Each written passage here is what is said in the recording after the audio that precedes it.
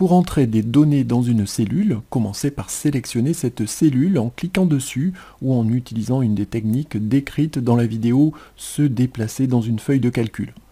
Une ligne épaisse entoure alors la cellule pour indiquer qu'elle est sélectionnée. Dès que vous commencez à utiliser le clavier, les caractères tapés apparaissent dans la cellule et dans la barre de formule.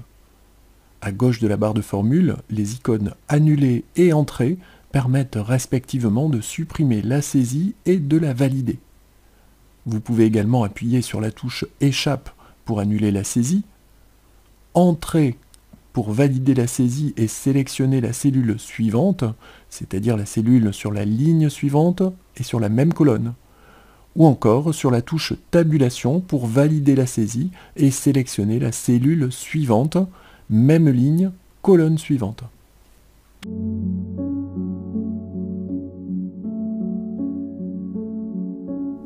Tout comme Word, Excel est en mesure de vérifier l'orthographe du texte saisi pendant la frappe. Pour activer cette fonctionnalité, sélectionnez l'onglet Fichier dans le ruban, cliquez sur Options, sélectionnez l'onglet Vérification dans la partie gauche de la boîte de dialogue Options Excel. Cliquez sur Options de correction automatique. Cochez la case Correction en cours de frappe. Puis Valider en cliquant sur OK, puis sur OK. Revenons à la boîte de dialogue Correction automatique. La partie inférieure de la boîte de dialogue affiche la liste des mots qui seront automatiquement corrigés pendant la frappe. Pour créer une nouvelle entrée, renseignez les zones de texte Remplacer et Par, puis cliquez sur Ajouter. La correction en cours de frappe peut être utilisée pour faciliter la saisie de frappes répétitives, longues ou complexes. Par exemple, tapez CQFD dans la zone Remplacer et ce qu'il fallait démontrer dans la zone Par. Validez en cliquant sur Ajouter, sur OK, puis sur OK. Désormais, le texte CQFD est automatiquement remplacé par ce qu'il fallait démontrer lorsque vous le faites suivre par un espace ou un signe de ponctuation, lorsque vous cliquez sur l'icône Entrée ou sur une autre cellule, ou enfin lorsque vous appuyez sur la touche Entrée ou Tabulation du clavier.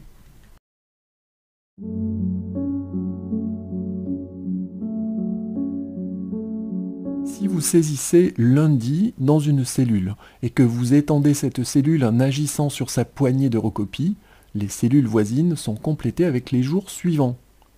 Excel vous permet d'utiliser la même technique sur des listes personnalisées, des références, des produits ou des noms de clients par exemple. Pour étendre un élément de la liste personnalisée aux éléments suivants, il suffit d'agir sur sa poignée de recopie. Voyons comment créer une liste personnalisée.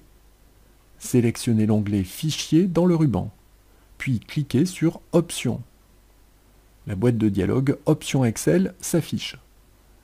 Sélectionnez Options avancées dans le volet gauche. Déplacez la barre de défilement verticale pour atteindre la section Générale, puis cliquez sur Modifier les listes personnalisées. Définissez la nouvelle liste dans la zone Entrée de la liste, en prenant le soin d'appuyer sur la touche Entrée du clavier après chaque entrée. Cliquez sur Ajouter, sur OK, puis à nouveau sur OK.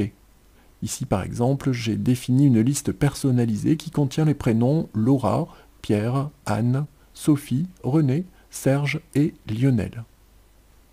Pour entrer tous ces prénoms dans des cellules contiguës, tapez Laura dans une cellule et étendez la sélection en agissant sur la poignée de recopie de la cellule contenant la valeur Laura.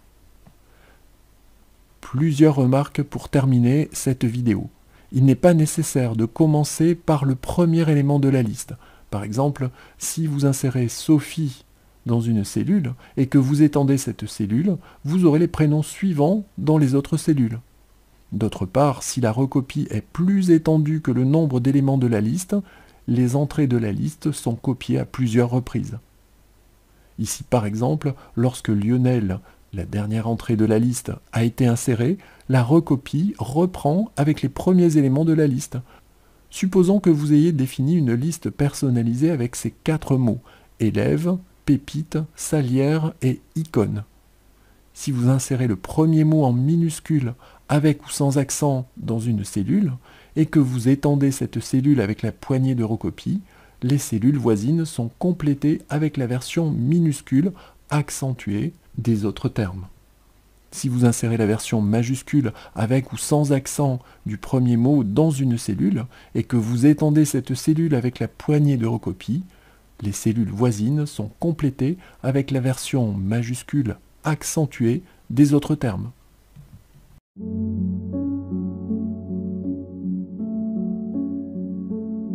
La fonctionnalité remplissage instantané ou flash fill autorise la saisie semi-automatique de données lorsqu'un modèle est détecté par Excel.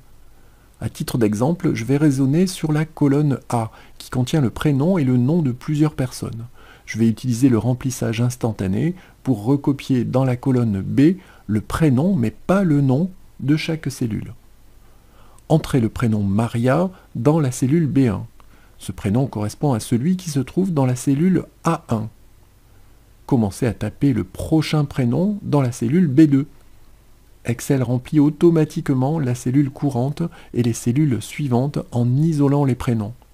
Si cela vous convient, appuyez simplement sur la touche Entrée pour accepter la liste. Vous pouvez également utiliser le ruban pour parvenir au même résultat. Entrez le premier prénom dans la cellule B1. Cliquez sur la cellule B2. Cliquez sur l'icône Recopier dans le groupe Édition sous l'onglet Accueil du ruban et choisissez Remplissage instantané dans le menu. Un autre exemple, je vais maintenant conserver les noms de famille et les afficher en majuscule dans la colonne C. Tapez Anders en majuscule dans la cellule C1. Cliquez sur la cellule C2 et commencez à taper le deuxième nom de famille en majuscule. Les cellules suivantes sont automatiquement remplies avec un nom de famille affiché en majuscule.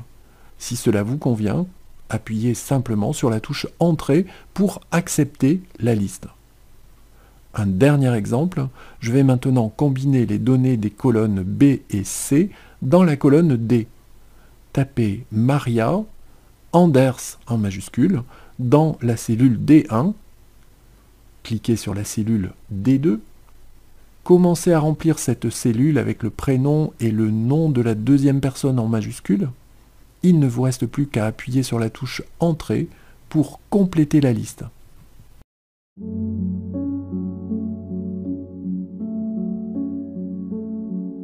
Pour saisir une formule dans une cellule, commencez par cliquer sur cette cellule pour la sélectionner. Une liste épaisse entoure alors la cellule. Tapez le signe égal à suivi par la formule. Par exemple, pour calculer le prix total, sélectionnez le prix unitaire et multipliez-le par la quantité. Ici, le prix unitaire se trouve dans la cellule B2 et la quantité dans la cellule C2. La formule à utiliser est donc égale B2 multiplié par C2. Les noms des cellules peuvent être saisis indifféremment en caractères minuscules ou en caractères majuscules. Excel les convertit automatiquement en caractères majuscules. Pour faciliter la saisie de la formule, vous pouvez cliquer sur les cellules impliquées dans le calcul. Par exemple, au lieu de taper égal B2 multiplié par C2, tapez égal, cliquez sur la cellule B2, tapez astérisque, puis cliquez sur la cellule C2.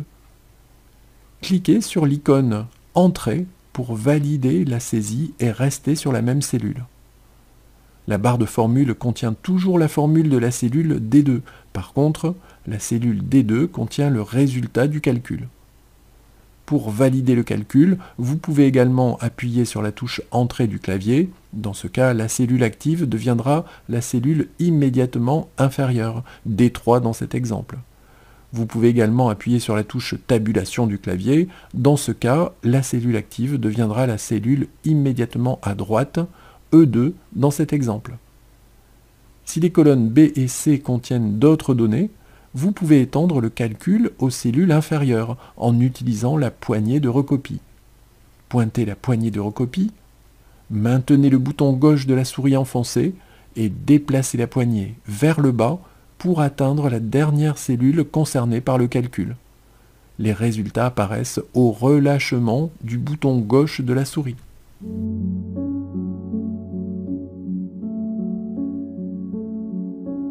Lorsque vous cliquez sur une cellule qui contient une formule, cette dernière apparaît en clair dans la barre de formule.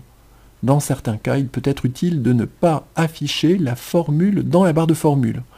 Voyons comment procéder. Sélectionnez la cellule qui contient la formule à dissimuler. Basculez sur l'onglet « Accueil » dans le ruban. Cliquez sur l'icône « Format » dans le groupe « Cellules », puis choisissez « Format de cellule » dans le menu. Sélectionnez l'onglet « Protection » dans la boîte de dialogue « Format de cellule ». Cochez la case « Masquer », puis cliquez sur « OK ». Cliquez sur l'icône « Format » et choisissez « Protéger la feuille » dans le menu. Assurez-vous que la case « Protéger la feuille et le contenu des cellules verrouillées » est bien cochée, puis cliquez sur « OK ». Comme vous pouvez le constater, la formule n'est plus affichée dans la barre de formule. Il en sera de même pour toutes les cellules masquées. Si vous décidez de réafficher la formule, cliquez sur l'icône « Format » dans le groupe « Cellules » et sélectionnez « Ôter la protection de la feuille » dans le menu. Vous pouvez également enlever le masque sur la cellule. Cliquez sur l'icône « Format » dans le groupe « Cellules », puis choisissez « Format de cellule » dans le menu. Sélectionnez l'onglet « Protection » dans la boîte de dialogue « Format de cellule », décochez la case « Masquer », puis cliquez sur « OK ».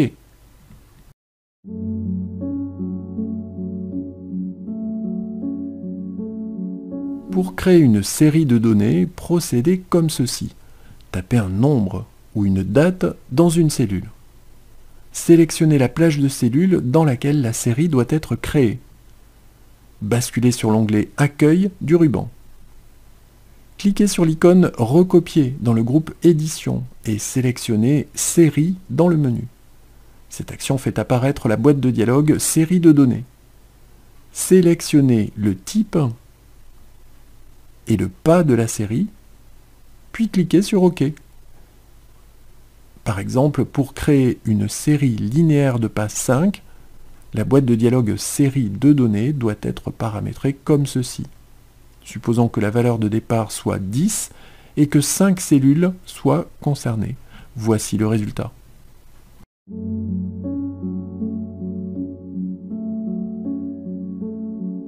Supposons que vous souhaitiez donner un nom à une plage de cellules qui contient les noms des commerciaux de votre société. Sélectionnez les cellules concernées. Basculez sur l'onglet « Formule » du ruban. Puis cliquez sur l'icône « Définir un nom » dans le groupe « Nom défini ». Tapez « Commerciaux » dans la zone de texte « Nom » et cliquez sur « OK ». Pour atteindre cette plage de cellules, il vous suffit désormais de taper « Commerciaux » dans la zone « Nom » à gauche de la barre de formule et d'appuyer sur la touche « Entrée ». Pour supprimer le nom d'une plage de cellules, cliquez sur l'icône « Gestionnaire de noms » dans le groupe « Nom défini » sous l'onglet « Formule » du ruban. Sélectionnez le nom que vous voulez supprimer, cliquez sur « Supprimer », sur « OK », puis sur « Fermer ».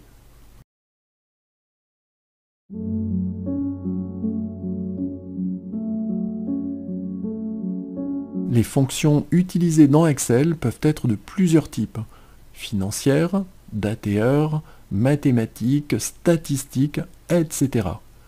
Pour illustrer le fonctionnement de l'assistant fonction, nous allons convertir des mètres en pieds. La fonction à utiliser est convert. Supposons que vous voulez connaître l'équivalent en pieds de 150 mètres. La syntaxe de la fonction est la suivante: égale convert, ouvrez la parenthèse, 150, point virgule, m pour les mètres, entre double cote, point virgule, fit, ft, entre double cote, fermez la parenthèse. Si vous avez du mal à vous rappeler cette syntaxe, l'assistant fonction peut vous aider. Cliquez sur l'icône FX à gauche de la barre de formule. Sélectionnez Ingénierie dans la liste déroulante Catégorie. Converte dans la zone de liste, puis cliquez sur OK. Cette action affiche la boîte de dialogue Argument de la fonction. Il vous suffit maintenant d'entrer les paramètres de la fonction et de cliquer sur OK pour l'insérer dans la cellule. Attention, les unités de mesure doivent toujours être entourées par des guillemets.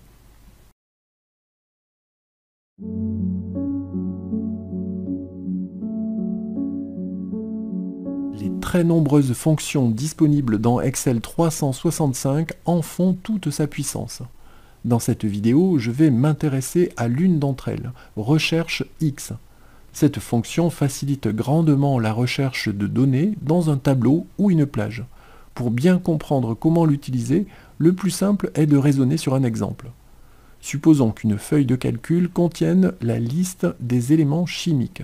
À chaque élément est associé un symbole et un numéro atomique.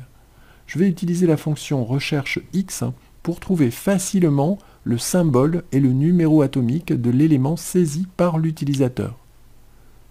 Cliquez sur la cellule dans laquelle vous voulez afficher le résultat de la fonction.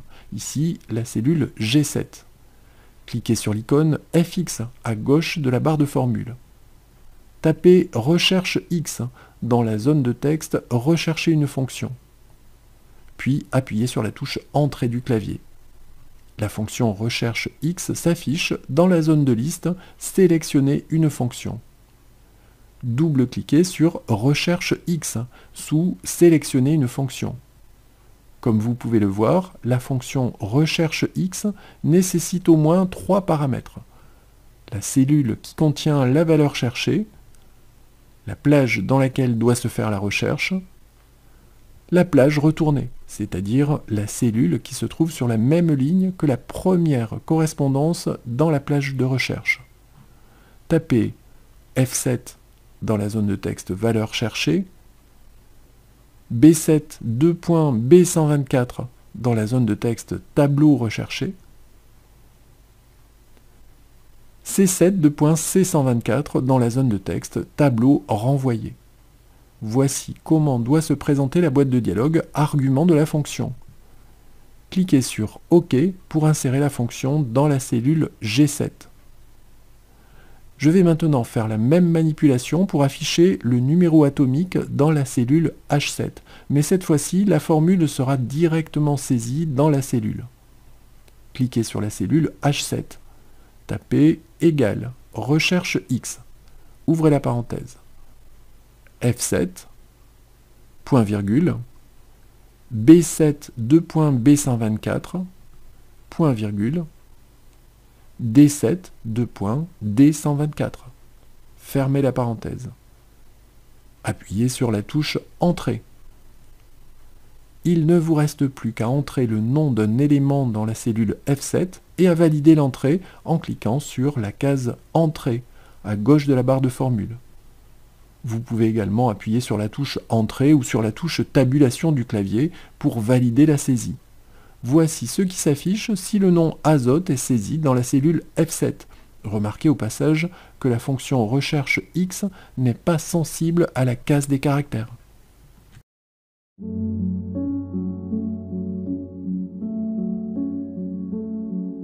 Dans Excel 365, il n'est pas nécessaire d'utiliser une calculatrice ou de définir des formules pour calculer rapidement une somme ou une moyenne. Il suffit de sélectionner la zone qui contient les données. La somme et la moyenne apparaissent alors dans la zone de calcul automatique.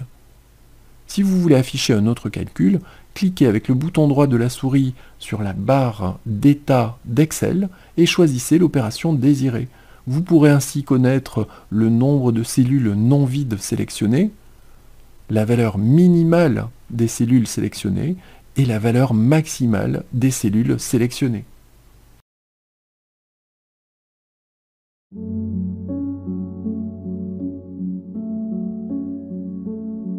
L'outil Analyse de données d'Excel 365 vous permet de réorganiser automatiquement vos données pour fournir des résultats visuels, des tendances et des modèles de haut niveau.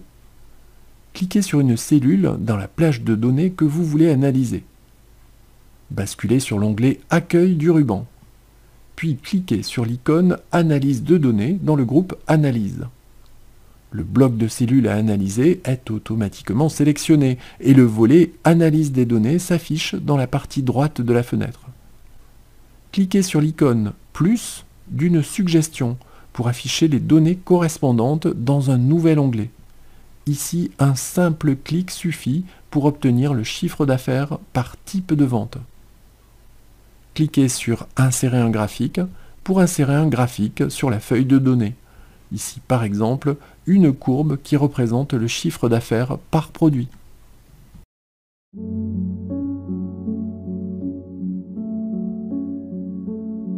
Cette vidéo va vous montrer comment coéditer en temps réel un classeur partagé entre son propriétaire, celui qui l'a créé et partagé, et un coéditeur désigné par le propriétaire. Dans cet exemple, après avoir sauvegardé le classeur dans l'espace OneDrive professionnel de son propriétaire, il est partagé avec un coéditeur en cliquant sur « Partager » dans l'angle supérieur droit de la fenêtre, puis sur « Partager » dans le menu. La boîte de dialogue partagée s'affiche. Il suffit d'entrer l'adresse email du coéditeur et de cliquer sur « Envoyer » pour partager le classeur. Le coéditeur ouvre ensuite le classeur en cliquant sur le bouton d'édition dans le message qui lui a été envoyé.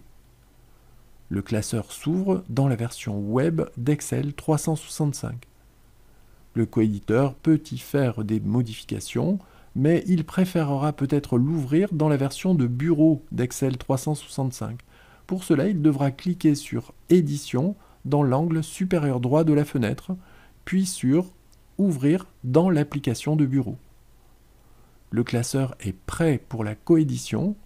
Lorsqu'il est modifié par le propriétaire ou par le coéditeur, la modification apparaît quasi instantanément chez les deux coéditeurs.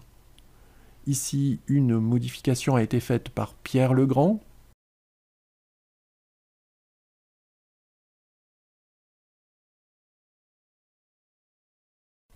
Et ici, une modification a été faite par Michel Martin.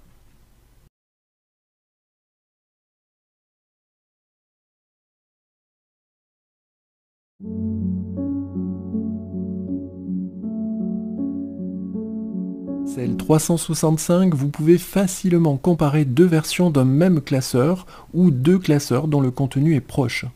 Voici comment procéder. Ouvrez les deux classeurs que vous voulez comparer. Sélectionnez l'onglet « Affichage » dans le ruban. Cliquez sur « Côte à côte » dans le groupe « Fenêtres ». Vous pouvez maintenant faire défiler les deux classeurs en même temps pour identifier visuellement leurs différences.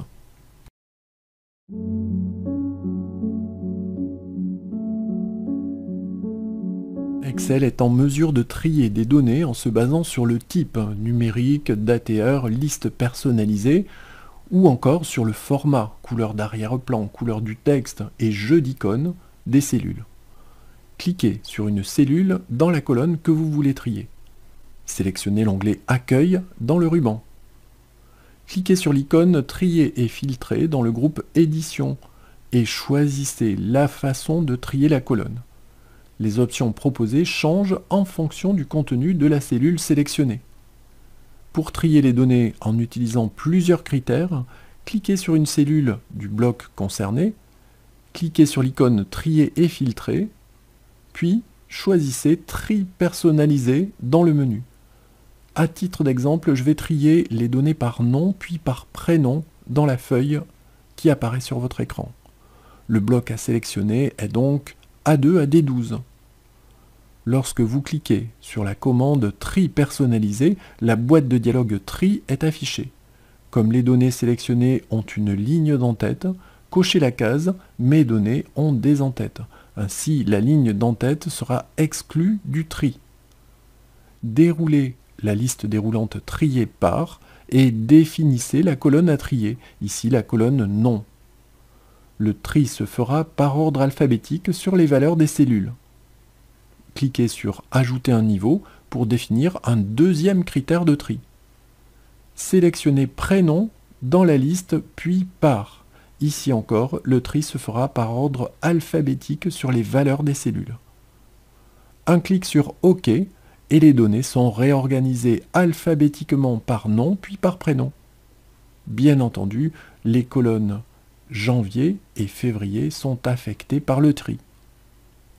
Pour trier les données par valeur de cellule, par couleur de cellule ou de police ou par icône de mise en forme conditionnelle, cliquez sur une cellule du bloc concerné, cliquez sur l'icône Trier et filtrer, puis choisissez Tri personnalisé dans le menu. Sélectionnez une colonne dans la liste déroulante Trier par, puis un critère dans la liste déroulante Trier sur. Ici, par exemple, je vais trier les données par valeur croissante sur la troisième colonne. Cliquez sur OK pour trier les données.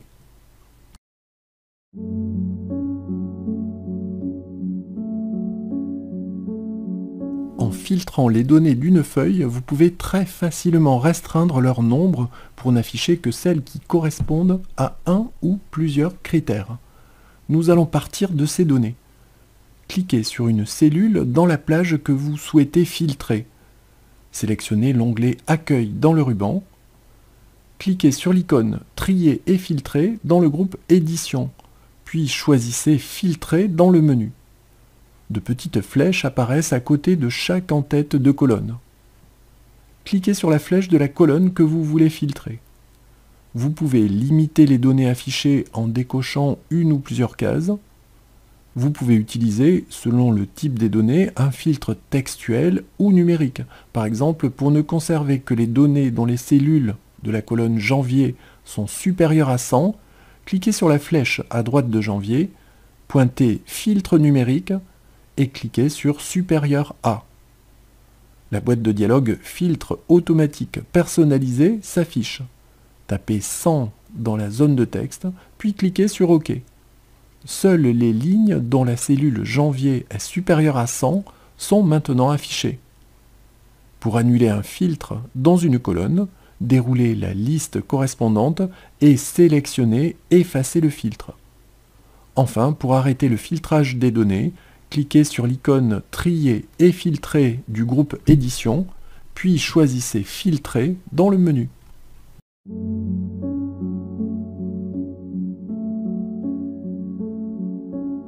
Vous avez créé un classeur que vous aimeriez partager avec vos collègues. Utilisez le vérificateur d'accessibilité pour vous assurer que son contenu est accessible à tous, y compris aux personnes qui possèdent un handicap visuel. Basculez sur l'onglet Révision du ruban et cliquez sur l'icône Vérifier l'accessibilité dans le groupe Accessibilité. Le volet Accessibilité s'affiche dans la partie droite du document. Une ou plusieurs erreurs ou avertissements peuvent apparaître. Pour corriger un problème, cliquez sur le signe supérieur qui précède son intitulé, puis sur une des solutions proposées. Ici, par exemple, aucune description n'est associée à une image, ce qui provoque un problème d'accessibilité. Cliquez sur Ajouter une description. Entrez une ou deux phrases pour commenter l'image. Si un synthétiseur vocal pour malvoyants est relié à l'ordinateur, ces phrases seront prononcées lorsque le pointeur de la souris sera placé sur l'image. D'une manière plus générale, pensez à ajouter un texte de remplacement pour tous les contenus visuels, les images, mais aussi les graphiques SmartArt, les formes, les groupes, les graphiques, les objets incorporés, les entrées manuscrites et les vidéos. Pour cela, chaque fois que vous insérez une illustration dans un classeur, cliquez dessus avec le bouton droit de la souris et choisissez Afficher le texte de remplacement dans le menu contextuel pour définir le texte associé. La deuxième erreur est liée aux feuilles de calcul qui utilisent les noms par défaut. Pour corriger ce problème, cliquez sur le signe supérieur qui précède ce problème d'accessibilité, cliquez sur la feuille incriminée, puis sur Renommer la feuille, et donnez un nom à la feuille de calcul. Si nécessaire, faites la même opération pour les autres feuilles de calcul du classeur. La dernière erreur indique que le texte d'une ou de plusieurs cellules est difficile à lire à cause de sa couleur trop proche de celle de l'arrière-plan. Pour corriger ce problème, cliquez sur le signe supérieur qui précède ce problème d'accessibilité, cliquez sur la cellule concernée et modifiez sa couleur. Voici quelques autres problèmes d'accessibilité assez courants. Un problème concernant les liens hypertextes. Si vous insérez un lien hypertexte dans une cellule, remplacez l'adresse URL par un texte plus facile à comprendre. Les lecteurs d'écran ne sont en effet pas très à l'aise lorsqu'ils doivent lire une adresse HTTP ou HTTPS. Ici, vous remplacerez le texte du lien Wikipédia par « Accès au site Wikipédia ». Pour cela, cliquez sur la cellule qui contient le lien hypertexte, puis appuyez simultanément sur les touches CTRL et K du clavier. La boîte de dialogue « Modifier le lien hypertexte » s'affiche. Conservez l'adresse du lien, mais modifiez le texte qui s'affiche dans le classeur en agissant sur la zone de texte « Texte à afficher ». Un autre problème courant concernant les informations du classeur. Le nom d'un classeur doit décrire son contenu et indiquer sa date de création. Vous pouvez également ajouter un titre et un nom d'auteur au classeur. Ces informations sont accessibles en sélectionnant l'onglet Fichier dans le ruban et en cliquant sur Informations dans le volet gauche. Un dernier problème concernant les tableaux. Si vous définissez des tableaux dans vos classeurs en cliquant sur l'icône Tableau de l'onglet Insertion, insérez systématiquement une ligne de titre pour chaque colonne et évitez de fractionner ou de fusionner des cellules. Ceci afin d'améliorer la compréhension du tableau par un lecteur d'écran.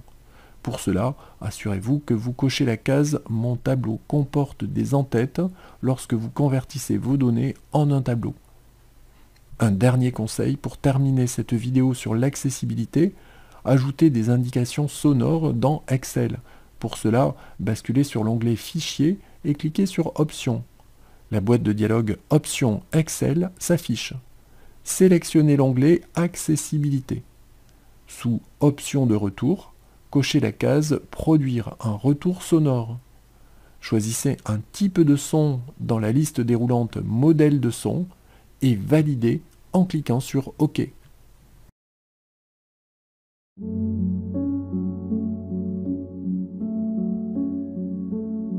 Si vous travaillez sur des classeurs écrits en plusieurs langues, le traducteur intégré à Excel va vous aider dans vos traductions. Basculez sur l'onglet Révision dans le ruban, puis cliquez sur l'icône Traduire dans le groupe Langue. Cette action déclenche l'affichage du volet Traducteur dans la partie droite de la fenêtre d'Excel. Il vous suffit maintenant de cliquer sur une cellule qui contient du texte écrit dans une autre langue pour obtenir sa traduction dans le volet Traducteur. Par défaut, la langue source est détectée automatiquement, mais vous pouvez la choisir librement dans la première liste déroulante. La deuxième liste déroulante vous permet de choisir la langue cible. Une autre possibilité très intéressante du traducteur, pointez un des mots dans la zone langue source pour obtenir sa ou ses traductions dans la partie inférieure du volet traducteur.